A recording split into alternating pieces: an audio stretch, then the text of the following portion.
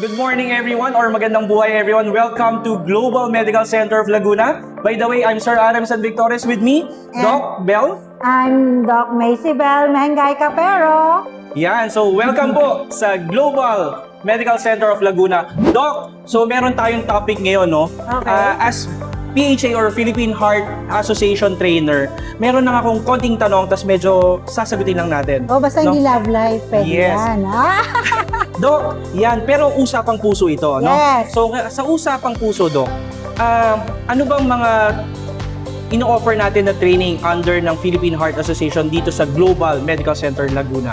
Napakadami yan. But for now, syempre, let's concentrate. No, we're offering yung tinatawag natin na ACLS and BLS or yung hands-on na ACLS, BLS para sa ating mga staff and doctors. Yan, Okay. so nasabi mo na, Doc, for the staff and the doctors. Doc, ano ba yung kahalagahan ng BLS and also the ACLS sa mga employees natin or sa mga staff natin dito sa hospital, especially sa mga doctors and nurses natin? Okay. And syempre, hindi lang sa kanila and also dun sa ating mga staff. Yes. Okay? Ano ba yung importance nun? Sobrang important kasi number one, Global Medical Center of Laguna, syempre, ang ano natin, excellence, no? Healthcare.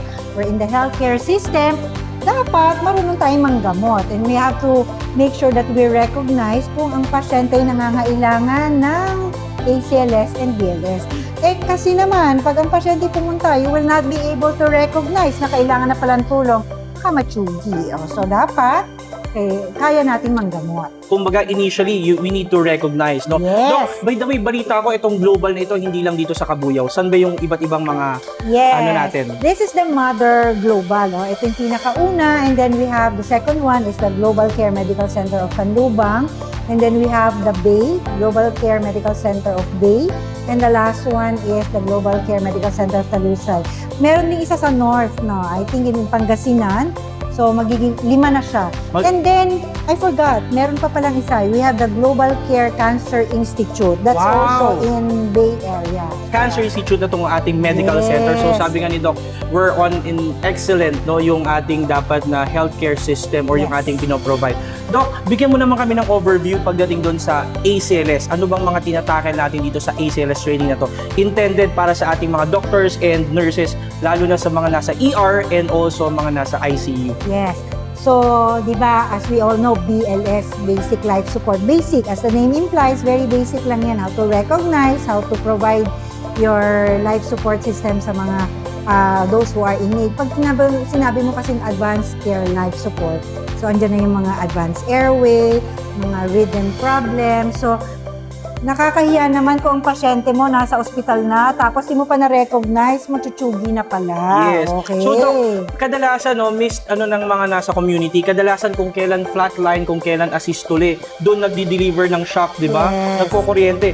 So, pagdating ba sa ACLS, yung ba yung ating mga tinatakel? Kasama yan sa tinatakal natin kasi even actually nurses, no, sometimes, no, may notion na pag asystole na siya, kasi yun naman ang nasa drama, di ba? Yes, yan ang madalas nasa pinikula. Oo, at also, we would like also to emphasize yung tinatawag natin na paano ba binibigyan ng ventilation kapag advanced na yung iyong advanced na yung airway mo o kaya naman kapag yung rescuer mo ganito karami. Kasi iba-iba yung notion natin, lagi akala natin basta pump lang and then magbibigay ng breathing. So, lahat yan tinatakal natin sa ACLS. Yes, so from recognition ng ating heart rhythm hanggang sa medications, hanggang sa advanced airway. Yes. Now, Doc, kung sa mga non-doctors naman natin, katulad nun, mahalaga din yung ating mga nursing attendant, yung mga ating mga nasa laboratory, yung ating mga nasa radio. Ano namang importance ng basic life support? Lalo na, for example, may special procedure sa radio natin or sa lab natin, nag-extract sila ng dugo and then suddenly, nag-collapse yung person. Bakit mahalaga sa kanila yung basic life support? Because not always, no, kasama mo o katabi mo yung doktor. Mhm. Okay? So, may mga pagkakataon din na hindi mo rin kasama yung nurses. Okay? Yes. So, if you're the nurse attendant or even yung mga ambulance driver natin can recognize, oops, parang may impending arrest dito o kaya in respiratory distress, no? They can give the first-hand aid dun sa pasyente before pa maging pangit yung pasyente. So, very, very important yon sa atin na bago pa man pumangit, mabigyan na natin ng kaukulang treatment yung pasyente para hindi na maiwasan na natin na mag-advance care pa tayo dun sa kanya. Yes, so initially kapag ang pasyente nasa laboratory, nasa radio, Yeah. suddenly they suffer cardiac arrest, na-recognize nila ang pasyente, naging unconscious, pag-check nila, no pulse, no breathing, they need to Yes. start doing their initial CPR. Then endorse kagad sa doctors natin and also sa ER inform yan, no? Yes. So everyone sa mga staff and sa mga doctors and nurses ng Global Medical Center Laguna, we encourage all of you to have the ACLS and BLS training with Dr. Bell, no?